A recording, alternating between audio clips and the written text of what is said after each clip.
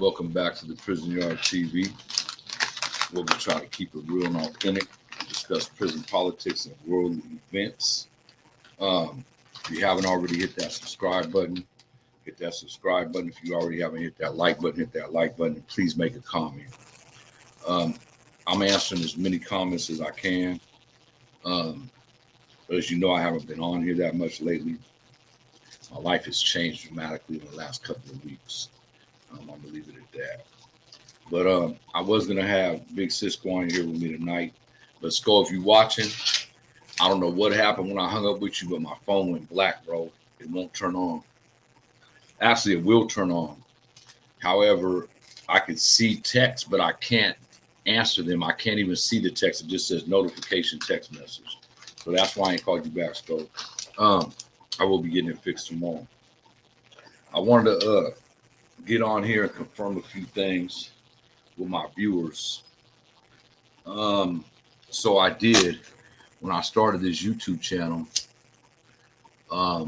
It was basically to try to save our youth from having to go through what I went through growing up, from juvenile hall to CYA to prison, doing a lot of years in prison. And I did get sidetracked from that.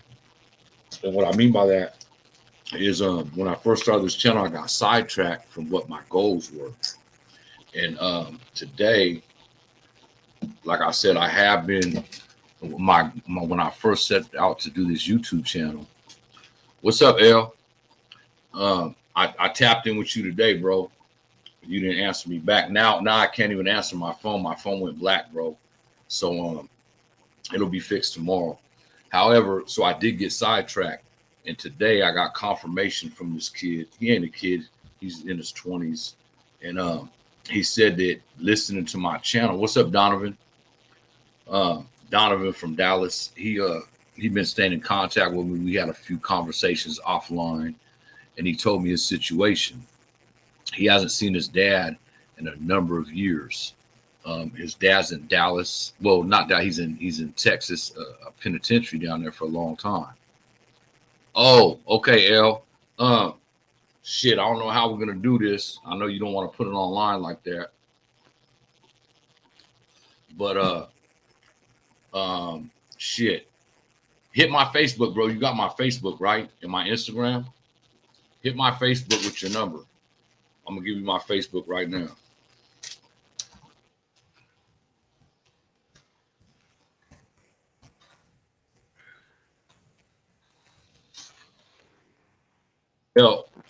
Yo, that's my Facebook, bro.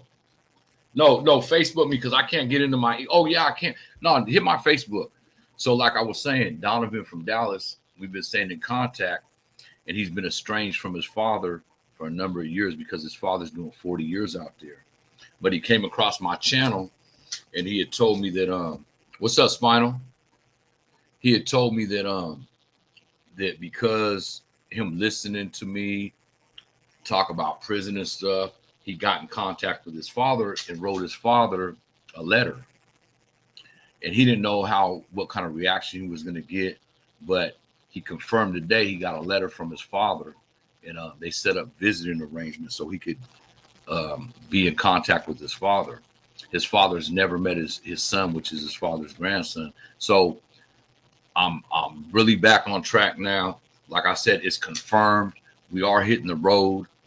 We're going to hit the road in October, late October, and we're first going to Nebraska. We're going from Denver to Nebraska, from Nebraska up to DC, from DC to New York.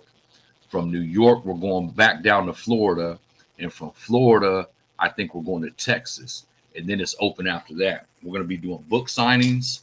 We're going to have the radio station, Block Movement Radio, with us. We're going to have Block Movement Television with us. We're going to have my YouTube channel, and me and Cisco is going to have our books. We're going to be doing book signings in all the cities I just mentioned. We're scheduling them now. It's confirmed today. We're going to be hitting the road, I think, the third week of October, if I'm not mistaken. Cisco was supposed to be on here with me today. So we will be hitting a nationwide tour for our books, for our radio station, for our TV station, and for my YouTube channel. So if you guys got to request a city this worthy of us coming to do book signings, you guys got a bookstore, tap in my email, tap in my Facebook. Like I said, my phone went black today. I don't know what happened. I was talking to somebody, I hung with them, and it went black. Tomorrow, I took it to go get fixed, but the place was closed. So tomorrow morning, I have to get it fixed early in the morning because I have a business meeting at 10 o'clock, 10 a.m. So I have to have my phone or I'll go get a new one. I just bought this phone, man. It's an iPhone 11, and I've only had it like a month and a half, 2 months. As you can see, I can see my text messages, but when I touch it, I can't. It don't open. It just lights up. I can't unlock it or anything. So my phone is really messed up. I've been getting so many text messages tonight. But like I said, I am revamping my channel. I know I got off track with my channel, and I feel Donovan was the third or fourth individual that reached out to me and told me they was helped by the channel. So I'm really trying to keep it positive. Sometimes I do get off track. I'm gonna keep it real with you guys. I stopped drinking alcohol 2.5, maybe 3 years ago, and I started back drinking alcohol like 2 weeks ago, and it don't mix with me or my business. So I'm not drinking no more alcohol. Trying to stay on point with this YouTube stuff. This is part-time for me. It's not a full-time job. I've been out getting jobs for my crews to cut trees down, and I've been in the tree business for 4 years now, and that's been my main source of income. So I started back doing that a couple weeks ago. This YouTube stuff has really been awakening. The comments and stuff, it awakes you of the type of people that watch YouTube. And to be honest with you, 80% of the people that see my channel and leave comments are positive, but there is 20%. And you can't, when you do something in life, you can't never satisfy everybody. I got people that were real dear and close to me that didn't approve of, they approved of my YouTube channel, but just not everything about it. And then I got people that don't know me that approve of it. So I'm doing what I do. I'm doing what I have to do so I can do what I want to do. And it's always been like that with me. I'm 53 years old, and no one could really dictate what I do in life no more. So I wanted to touch on Friday's interview with Rick the Director. I'm gonna send this little filter out so you guys know what's going on. So Rick the Director, I've been knowing for over longer than that, 25 years, I think. And he used to rap and used to be on our label. Well, actually, I take that back. He wasn't on our label. He was on Sibo's label, West Coast Mafia. And I was in some videos with him in LA. He went by another name. I'm not going to tell you his name now. If he wants to tell you tomorrow night, he can. Let me post some of these comments up, but let me finish telling you guys about Rick the Director. So he came out of my neighborhood. Okay, L. Spinal, what's up? Mr. Goyle. I send mine from Salinas Califas. Yay, love and respect. Love and respect to you, Goyle. So what I wanted to say was Rick the Director wasn't always Rick the Director. I'm going to give you a little backlash of who he is. He used to rap. And I noticed something special about this guy when we was in LA. We was doing the Thug Lords video with Yuck Mouth, Spice One, Gotti, the guy I'm talking about, and Sibo. And we was up there, and I noticed that the individual that's coming on tomorrow, Rick the Director, he was always on his computer. He was like a computer whiz. He didn't even trip on going out to Hollywood and kicking it. And he was on his computer. And I asked him what he was doing. Welcome, Goyle. And I was asking what he was doing. He was like, I'm learning this shit. I'm finna be behind the scenes. And that was 20-something years ago. And right now, Sam Q, what's up, homie? Right now, the man is a film director, not just videos. He's shooting movies. He just shot Irv Gotti's scenes of Irv Gotti's movie. He shot Rihanna's video. He shot Rick Ross's video. So he's out there. He's in Atlanta right now, and he's doing his thing. But what we're trying to do right now, and I have very good confidence in this happening. We're going to take my book, The Man Behind the Woman, and we're going to shoot a trailer about it. And then he wants to shoot a movie.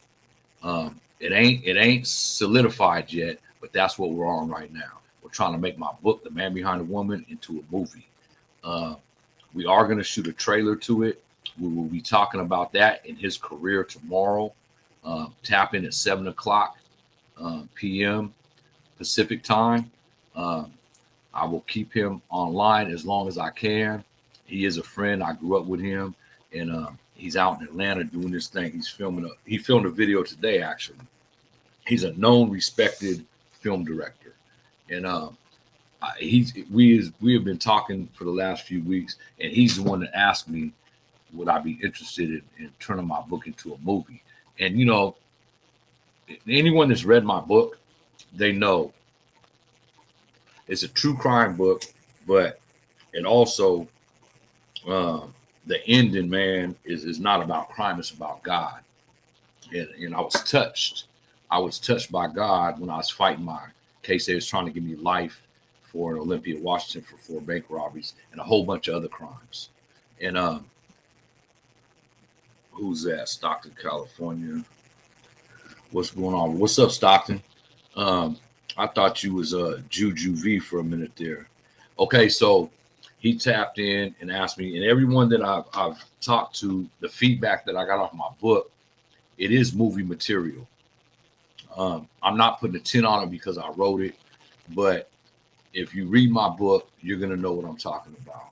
It's very detailed about what I went through from Sacramento to Washington, and when I finally beat my case and got out way earlier than what I should have. I was already in prison, and this white guy, he was actually not an Aryan Brotherhood, but he was an Aryan family. They got Aryan family in Washington. He said he see me on the news out there. He wanted to see my paperwork.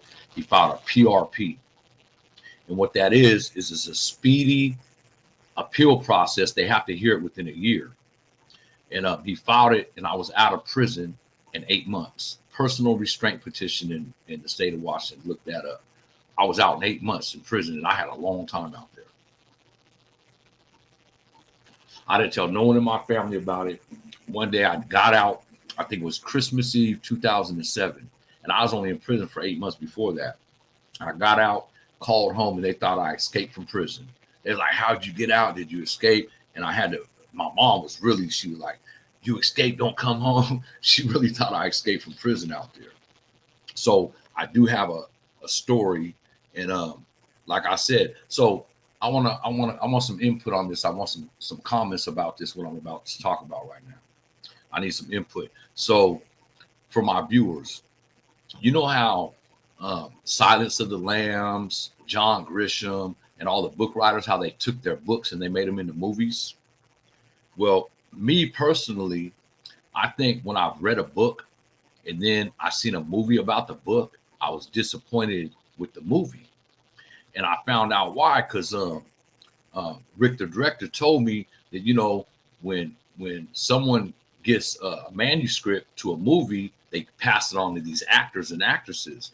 And the actors and actresses either take the role or they don't. And then they put their twist to it. They cut and chop up your book, and they put what they want in it. They take what they want out. So it's not the same as the book.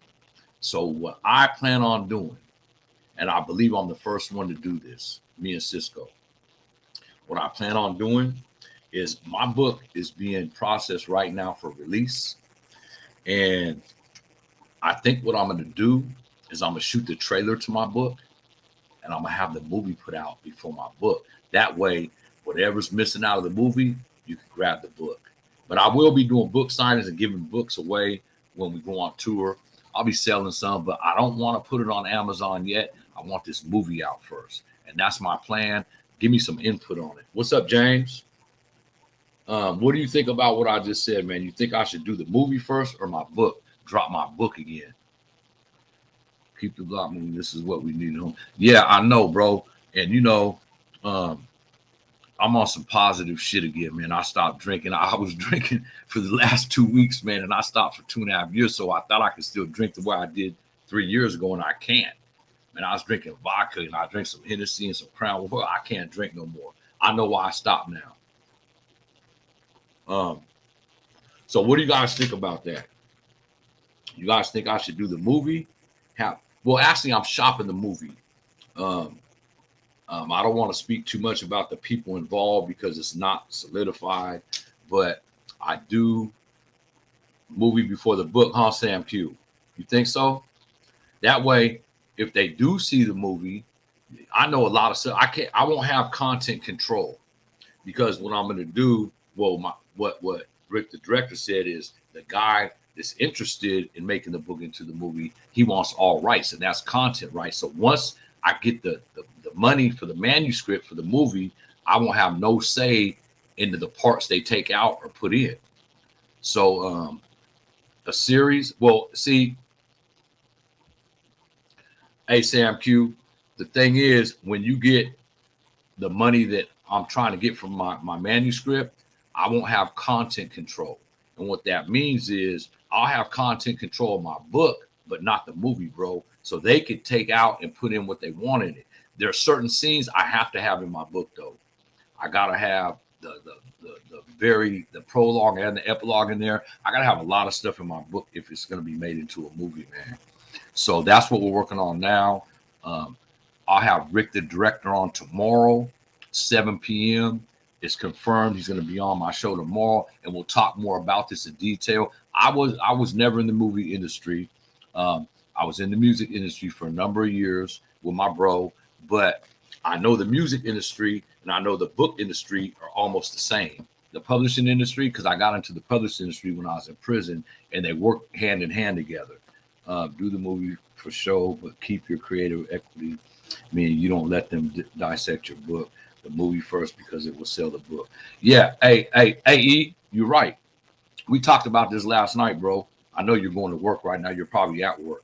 And I believe that I'll be the first one to really push the movie before the book. I've been waiting a long time for my book to come out, man. And the reason why is because I had a publishing deal. And my publisher that I had to deal with, I don't want to speak on her name because she's from Baltimore, Maryland. You guys put 2 and 2 together. But she had book covers made, her idea of book covers, and then she scene edited my book, and she dropped it in 2016 when I didn't even know it was released yet. A family member told me my name's on this book. Did I write it? I said, yeah. And she was trying to give me 99 cents a copy, bro. And she was selling it for $29.99. Can you imagine that? She was making $28 off, $29 off of me. And I immediately got in touch with a lawyer from New York, and he had the contract. Well, it wasn't even a signed contract with lawyers. There was no what's that called when they come and they stamp it. You know, when you get someone that, not an auditor.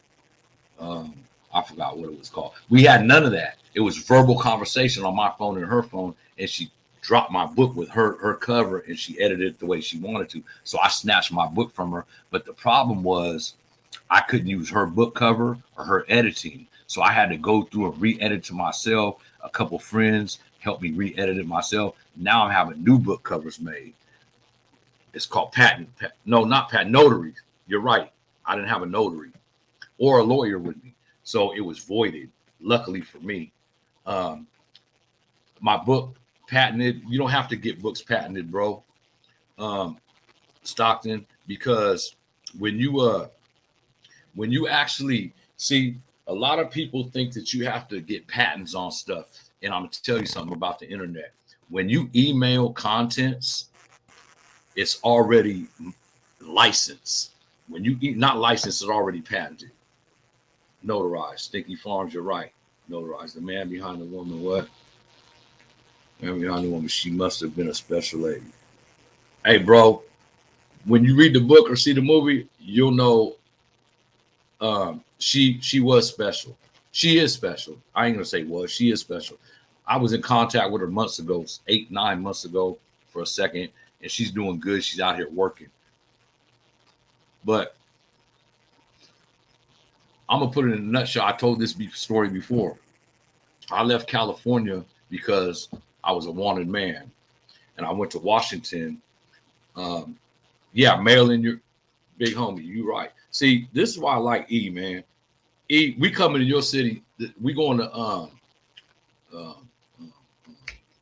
not Oklahoma. We're going to damn, what did he just tell me? We're coming to Washington, D.C. second, E. I'm coming to mess with you, bro.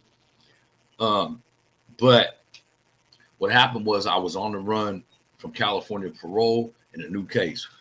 And I had a little homie out in Washington. He told me to come out there and bring as much dope as I could. I got on the damn Amtrak, and I sent this female that caught these cases with me in my Benz to Washington. I got on the Amtrak with a gang of dope and a gang of money. I get to Washington, and my homie don't have no one to sell it to. And what happened was I'm going to casinos, I'm going to little clubs, and I'm trying to meet people, and you don't do that. Not in 2005, not today. And I was meeting people so to get rid of this work too. And what happened was one of the persons that she met happened to be a narc. He was an informant for Pierce County Narcotics Agency. He's a little white boy. What happened, I'm going to make it in a nutshell, they ended up arresting us for dope sales. Me, her, and my friend, Black Lab. And they arrested us down there in Pierce County in Tacoma for trying to sell this dude 2 kicks, trying to really rob him. I had some fake kicks and some real kicks, and he was giving me 15 pounds of weed and $32,000. We ended up trying to rob him, but it wasn't him. It was the cops that came. And my friend ran with the real dope, got away across I-5. They arrested us because she gave him 2 ounces, so traded him some weed for it. They arrested us on that, and they let them 2 out. No charges filed our next court date, and I had to bail out on, I think, a $350,000 bail.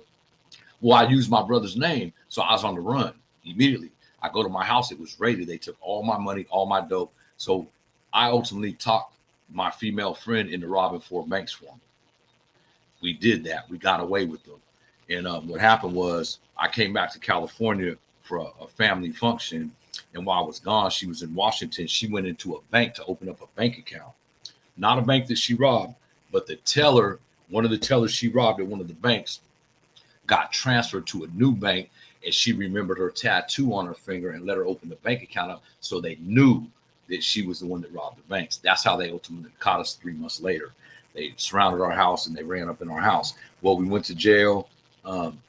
They charged me with one of the bank robberies because she accidentally gave some information when she was arrested that I might have drove her to one.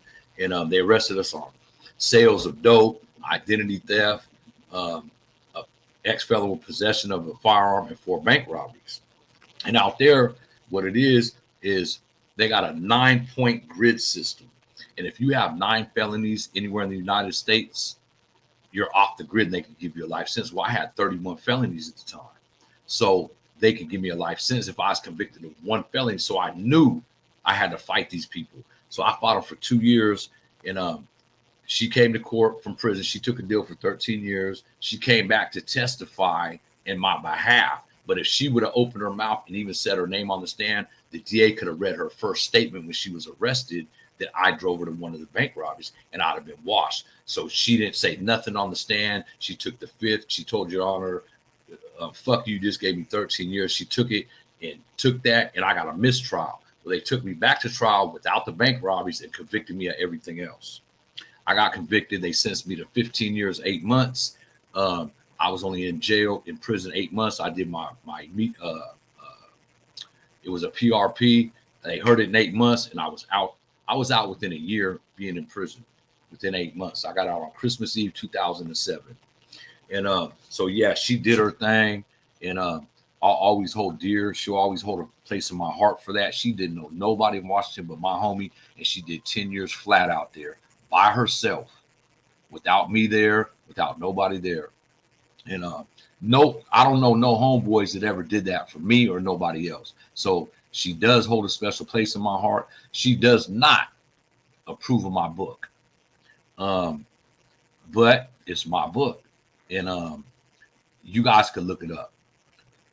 The Witch Bank Robber of Olympia, Washington, 2005. Look that up, Google that, and you'll see the whole trial, everything is in there. Or you'll see the pictures of her robbing the bank, everything. It's the Witch Bank Robber of Olympia, Washington, 2005. I'm not going to say her name. You guys can look it up. My name and her name will come up, and they'll show pictures of us and our house and all this shit. But like I was saying, I got on here to really talk about the individuals that I touched, and that's Donovan from Dallas, that's Renee from Fort Worth, Texas, and Samantha. I think Samantha's like 14 years old. She sounded real young. She is from, where's Samantha from? Dade County. I think that's in Florida, right? And what they told me in the last week is they see my channel, and they actually was touched by it. And I guess Samantha has been to juvenile hall out there, some little juvenile facility, and she wasn't listening to her mom. And now she's like, she don't want to go to prison. And that's what I'm trying to do. I'm trying to save these youth, man. And Donovan, I commend you for the text yesterday, man.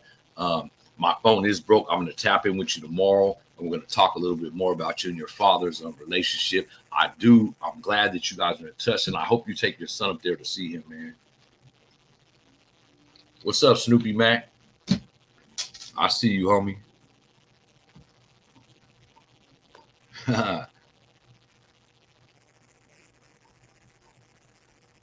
Snoopy Mac. Wait a minute. Oh, that ain't who I thought it was. What's up, Snoopy Mac? I thought that was another individual, another Snoop, but I know he can't text right now, so it couldn't have been him. If you guys got any questions about tomorrow's interview, I need you guys to hit that like button. If you guys haven't hit that like button, if you guys ain't subscribed, hit that subscribe button, man. I need you guys to hit that like button and leave comments. Tomorrow's interview, man, I can't stress how important this interview is, because not only are we going to be talking about the movie they're trying to make of my book, but we're also going to be talking about worldly things going on. And what I mean by that is how I really want him to explain it, because y'all bang that like button. Yeah, one time, hit that like button one time, Snoopy Mac. Good looking. What we're going to be talking about is cable television, streaming, and direct TV. You guys know in the next couple of years, there is going to be no more cable TV. There's going to be no more direct TV. A lot of these dudes are starting their own streaming companies, and it's going to knock cable out the box. Trust me when I say that. I got the inside on it, and there's going to be no more cable, and it's going to be $9.99 for a streaming app, and you get millions of movies off a streaming app. And I know the people involved with it right now. Cable's going out of business, and direct TV is going out of business. Trust me when I say that. I don't want to talk too much about it. I'm going to let Rick, the director, fill in the lines, fill in the blanks for you guys. But he is a good friend. And like I said, he got a lot of knowledge when it comes to these movies, these videos. He's shooting a lot of videos out there in Atlanta right now. Atlanta, I was out there 2 years ago, and I had a bad experience out there. But right now, after Tyler Perry built that big ass Hollywood studio in Atlanta, everybody's following him, bro. A lot of rappers, a lot of singers, a lot of movie stars are moving to Atlanta. If you guys are writers, real writers, and you guys want to make a lot of money, tap in, man. I can plug you. If you guys are writers, you can make a lot of money in Atlanta right now. I need all the writers I can get. Movie writers, script writers, videographers. If you guys want jobs, making a lot of money, I'm tapped in real tough with this cat, man. And he got a real fan base behind him, and he's doing his thing out there. You guys will see him live tomorrow at 7 p.m. If he wants to reveal his past name and who he is, you guys can look up his music on YouTube. I just watched his I just listened to his whole album.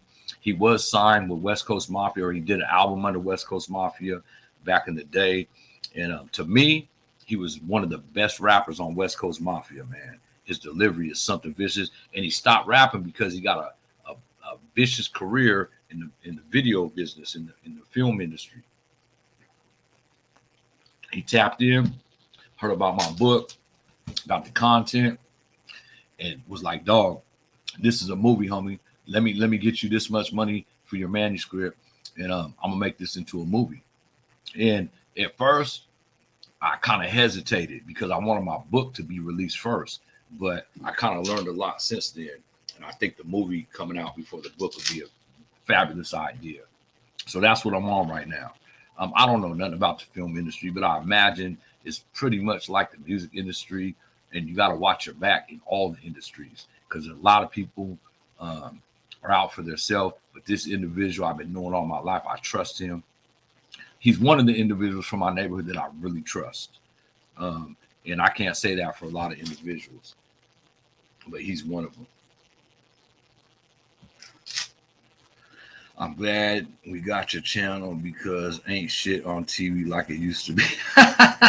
Yeah, you know, when a couple years ago, a friend of mine had an injury, and I was over there uh, at their house, and I was trying to take care of them, and I was watching a lot of TV. But nowadays, I don't watch no TV, bro, none at all.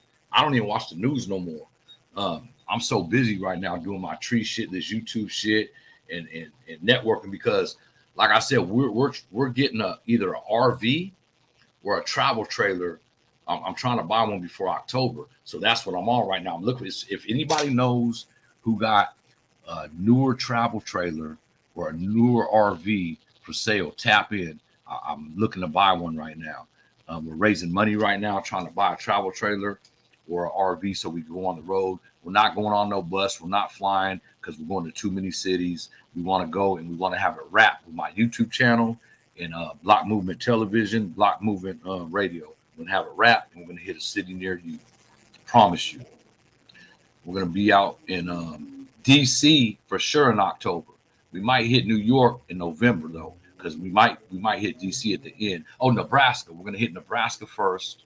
I'm going to Denver. When I get to Denver, I'm picking up Big Cisco and Bruce Knight, BK, and we're going from there to Nebraska, from Nebraska to Washington, D.C. to mess with the homie E. From there, we're going to New York. From New York, we're going back down to Florida. So we will be on the road. I say 6 months. They say more than that, but shit, it's going to be Christmas and New Year's. But we're going to be on the road. I'm setting this. I'm not holidays this year. I'm doing what I got to do. I'm not celebrating Christmas at home. I'm not celebrating Thanksgiving at home. I'm going to be on the road probably for about 6 months. Me and Cisco for sure.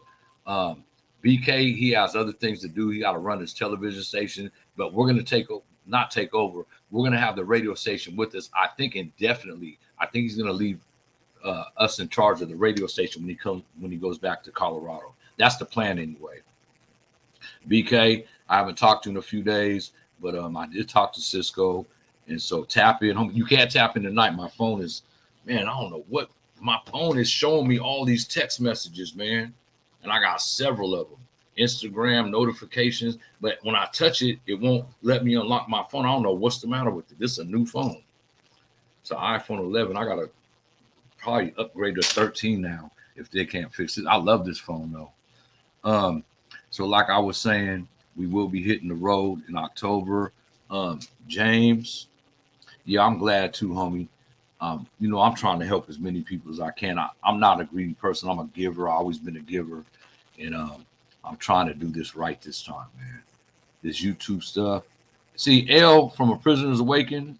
Let me see this. L hit me first. And he got the A Prisoner's Awakening channel. And he said, yo, I told him I tapped in with him today. He didn't answer. He said, I have a different number. I lost my phone. I'll drop you an email. And I gave him. So that's my Danny King Barros.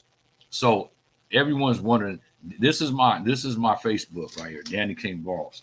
And the reason why my real name ain't on my Facebook page, because people ask me all the time, why you got a fake Facebook page? It ain't fake. That's me, but that's not my name. That is my mom's maiden name, Barros. That's my grandfather's name, right? But you couldn't have your name on a Facebook, your real name on a Facebook page when you was in prison. So I had a phone for the whole 9 years, 8 months I was there, almost the whole time. And I made the Facebook page years ago from prison, and I never changed it when I came home. There's no need to. Everyone knows me by that. I mean, knows me on my Facebook by that. So that's why I left it there. It wasn't about me making a fake page to try to fool people. People know when they see the picture it's me, but I just never changed it. Never had to, and I'm not going to. However, my Instagram is let me put my Instagram down here if I can remember it. King, I think it's King lower score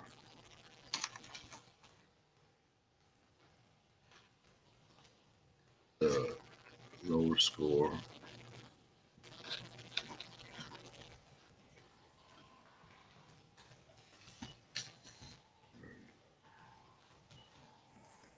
lower score. That's my Instagram, you guys. My Facebook's already up there, but that's my Instagram right there. If you guys can see that, let me bring that up. First, I need to put my Facebook on there. Huh? Well, this is my Instagram. If you guys want to reach me, King the Great One's my Instagram. That's how you spell it. That's the underscores, and then my Facebook is just Danny King Barros. If I could find it again. This is my Facebook page, you guys. You guys want to tap in. Like I said, I can't answer my phone right now. So go ahead and tap in. If you guys want to do an interview, and I don't do no pre-interviews. I do all my interviews live. You can always change your name on Facebook. Yeah, Sean, I know I can. But, Sean Ramsher. Okay, I understand that. But I've had this Facebook name for a long time, and people, they know my real name.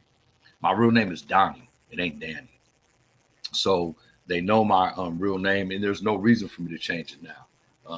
I've had it for 12 years now. No need to change it. You want to look me up? You know my name? Go ahead and look me up. I'm aware you can change your name on Facebook, though, Sean. Thanks for tuning into the show anyway. Hit that like button, hit that subscribe button, and I will be seeing you guys tomorrow at 7, again with Rick, the director. He's from Sacramento. He's from my neighborhood, but he's in Atlanta. He just moved from Vegas to Atlanta. There's more work out there for him in Atlanta.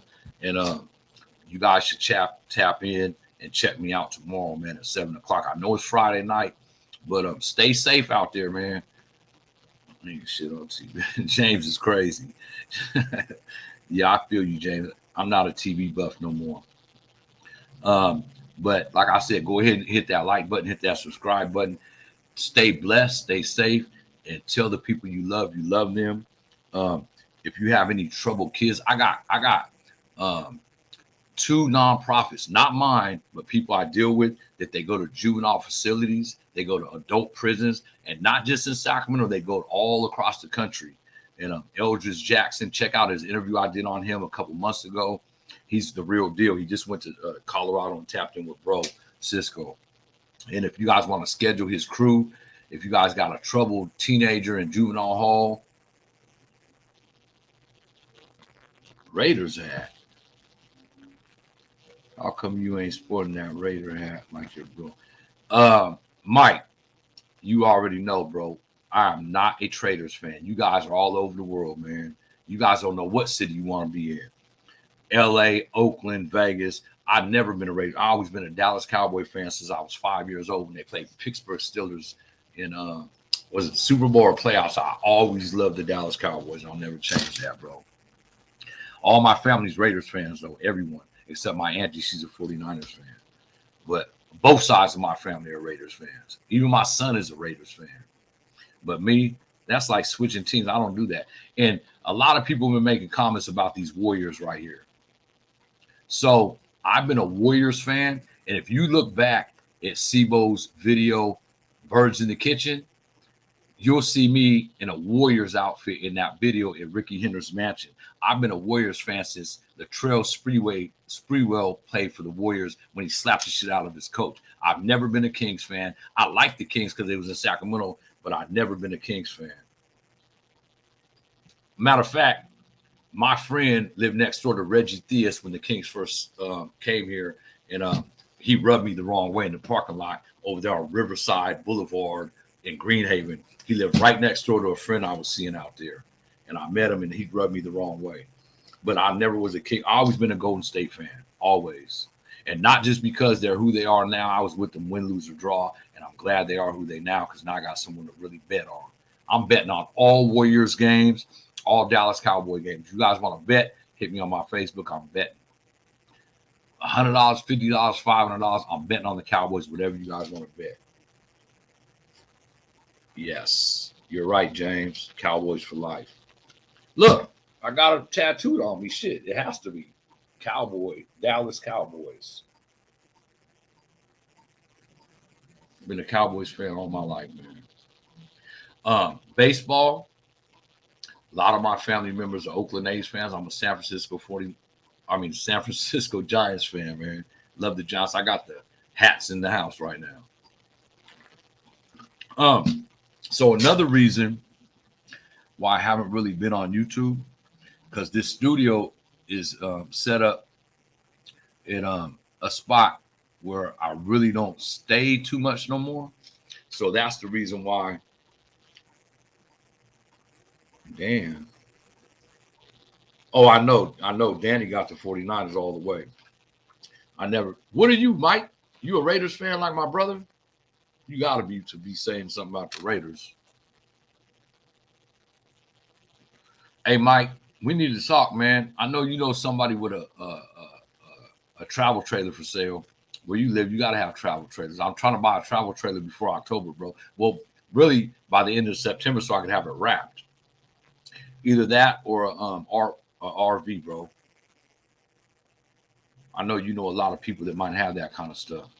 I'm trying to buy one so we can go across country. If not, from the North Day. Raiders SK. That means Sacramento Kings on Raiders SK. SK Sacramento. You ain't got to say what it means. I know what it means. But yeah, man. Much love back, homie.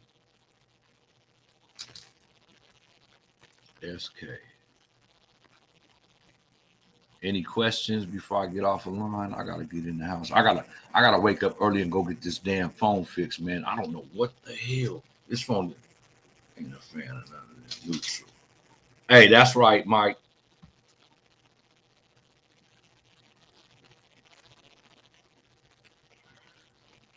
Who said that? Raider Nation. Is that Snoop? Raider Nation just win, baby. Y'all ain't got a winning season yet for a long time, Snoopy Mac. Hey, yeah, Mike, I'd appreciate that. You know, we're ready now to buy one. It can't be no old ass shit. We don't want no old shit. Yes, I know Stick Vic, the one that started that. You know Stick Vic? He's in prison. He got a life sentence right now. I know Stick Vic. I know a few of them. You know, I grew up around all them cats. I know a lot of Valley High Pyrus too. I know the starters of Valley High Pyru very well.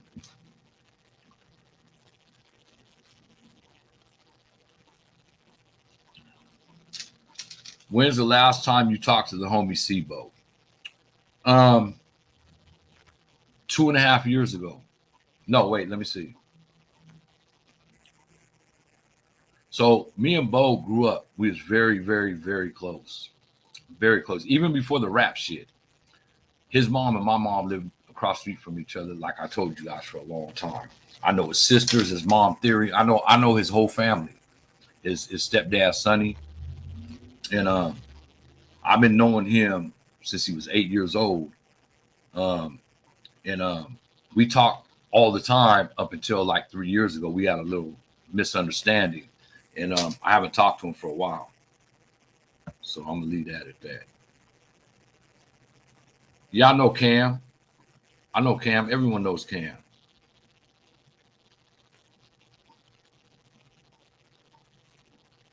Let me go through these questions, man. Why, are you related to Cam? Is that you? See, a lot of people, everyone on here almost, they don't put their picture on here. They just have tags and shit. So I don't know who you guys are, and I really don't care. I just like answering you guys' questions. But nobody, not one person has a picture on here except the dude, Mr. Goyle from Salinas. He got his picture on here. And then the white dude that told me I could change my Facebook page. Stinky Farm, no, James Stockton. But so I guess the picture don't matter. I just heard some weirdo shit the other day about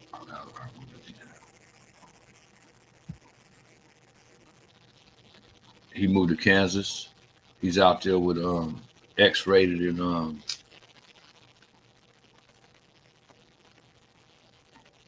so you Mexican, homie? So you know Danny and Cruz from Valley High? If you're older, you got to know Danny and Cruz. Them was my dudes back then. I was in Y. Danny was my celly in Y.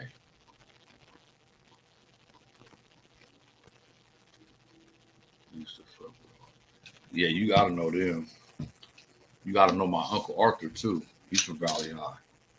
Richard Wong, Benny Garcia. I know all the Mexicans from Valley High.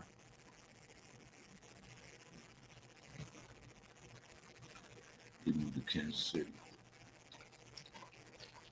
So yeah, we got some. You do? You know Danny and Cruz? It would be interesting. It would be interesting if you could get Sibo on your show. Yeah, it would be very interesting. More interesting for me than him. Trust me. I don't think he wants to get on my show. To be honest with you, I'm open. But I don't think he wants me to ask him. I don't know. I haven't talked to him in a long time. That's all I'm gonna say about that. I talk to people that do talk to him all the time, and we just, after so many years, family members fight. Family members have disagreements, and I considered him like my little brother for a long time, and we had some disagreements, and that's that. And we ain't talked since. We ain't sat down and talked it out.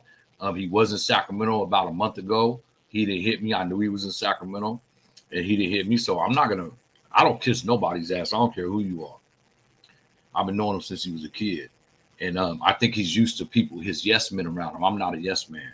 So I think maybe that's one of the reasons. I don't know why we ain't talking. We just had a disagreement. So you do know Danny and Cruz, huh? Yeah, Danny used to work with me. Like in the streets, work with me. So yeah. So we'll have someone that's real close to Sibo on here tomorrow, Rick the director. Well, I don't want to say real close to him. He was on his label, but he's doing bigger and better things right now than rapping. If you try to be a rapper in 2022, man, the game has changed so much. When I was in the industry, we made our money off hard copies and radio, not even radio play, CDs and tapes and shit and shows. Now everything is digital. You're making money off the internet, likes and all that shit. So it ain't the same. I couldn't even get back in the music industry no more if I wanted to, which I don't at all. It was a fun time in my life, but it was also miserable because I was married. It was very miserable for me being in the music industry. I couldn't do what I needed to do because my ex-wife was not having that shit. Okay, so I've been on here 50 minutes. So look, tap in tomorrow, man, 7 p.m. for Rick the Director interview. You guys are gonna learn a lot of shit from this conversation, and it ain't pre-recorded. We're gonna go live, and I promise you won't be disappointed in this interview at all. He got so much to give and so much game and so many what he's doing now. It's amazing, man. So I'm gonna let him tell you about Rihanna's video. Because we discussed that and Rick Ross's video that he shot. Crazy, man. Crazy shit. So, like I said, if you guys already haven't hit, I'm doing my job. If you guys already haven't hit that like button, hit that like button, hit that subscribe button, and hit that share button, man. And if you guys want to be notified about any of my videos, hit that bell, your notification button, and I'll tap in tomorrow. Like I said, stay blessed, stay safe, stay off them streets, man. The streets are dangerous. And tell the people you love them. Tomorrow's not promised. Trust me. This world is going crazy right now. You look at that war, you don't even see nothing about the war on TV no more. You know why? Because it's expanding. That war is going to be on for a lot of years. Russia's going crazy right now. Yep, rappers are getting. Let me see what that is. J Cloud 9. I'm gonna post your comment in a minute.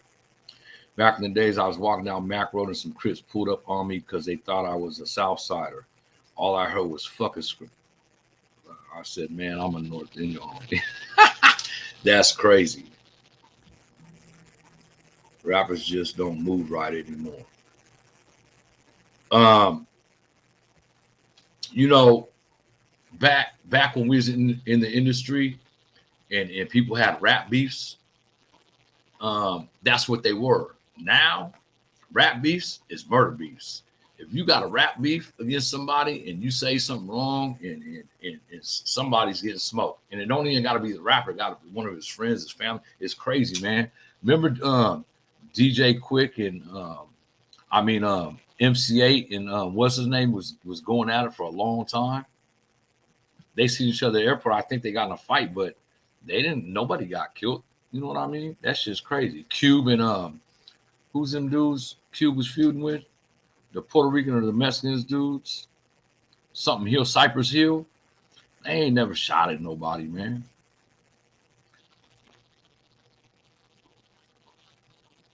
C14. You know, we started that CYA. 87, I think. 88. Crip North Indios. We started that shit. And it was a serious bomb. We took C14 to prison in 89 with me.